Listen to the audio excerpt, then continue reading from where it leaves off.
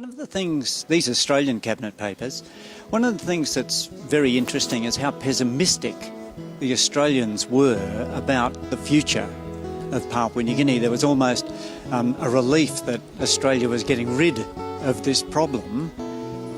How do you feel now about that sort of attitude? Well, I think that, as I said, it's a lack of understanding the indigenous people and their kind of thinking. I think the administration was set up here for people to work closely with people and win them aside, but I don't think they did a good job for us to understand each other, And one thing I remember very well is that, I was a school teacher. I taught with a lot of Australians in Brandy Secondary School, Utu Secondary School, and Tuswap Secondary School. I can speak the same English language they speak. I can work with them, talk to them, but when we get out of the classroom, I'm treated as a, different person. But yet at the same time, we know each other very well. And I think that's one thing that the Australian mistake they made was when they were administering the place. They may have taught us we would be a bunch of people like what they did with the Africans, the British and the others did to Africans. And the whole of Africa, same attitude. They created hatred between the indigenous people and themselves. Australian administration created that.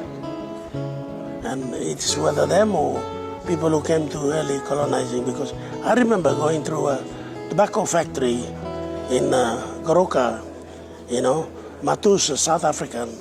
He was running a tobacco factory, employing kids 12 to 15 years of age. And how that man called Matus mistreated them. I went through with a group of Australian journalists. You were not one of them at the time. I think Gus Smales was, though. Yes, Gus and myself. I said to Gus, look, mate, don't worry about me. I'm okay. I'm talking to the boys here. And they left me outside, and they were invited by the South Africana. All Australian journalists were up drinking tea and on the balcony of the South Africana, Matus. He later on owned the Ella Beach Motel. But he wouldn't let you in? No, he wouldn't let me in because I was wearing my lap and my sandal. So they're not good in his eyes, That's how, And this also created everywhere in Papua New Guinea. In the hotels in KVI, exactly the same. I taught with 3 Australian teachers there. Even though I always reckon myself, I'm a very nice man after all. I don't have any hatred in me. And I thought, they treat me the same. We would work together. Only one Australian I remember very well, Alan Cooper, a good friend of mine. He was teaching in upper classes, grade 9, and I was teaching in grades 7 and 8. So we were very good friends, We'd go out and drink together, do everything together. Drinking was forbidden. But I go to his house and he said, have a cup of coffee and have a glass of beer before you go. And we were very good mates. And there are some Australians like that, They were, I would reckon that the journalists and teachers and medical officers, they tried to understand people more, better, And I think that was one of the problems they created themselves. Not friend to the natives.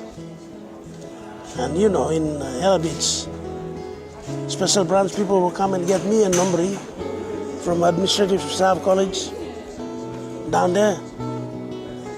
Tell us, give us more information on what's happening. And of course, we were already politicking. I was already politicking. Yeah. And I said to special branch people, I'll come and give you information. Don't worry, I know all the information.